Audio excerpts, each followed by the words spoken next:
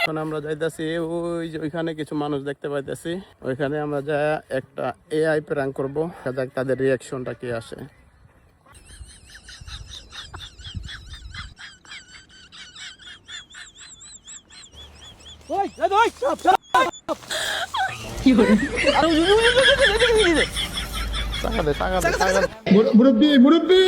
না দৌড় দে এদিকে করছে দেখে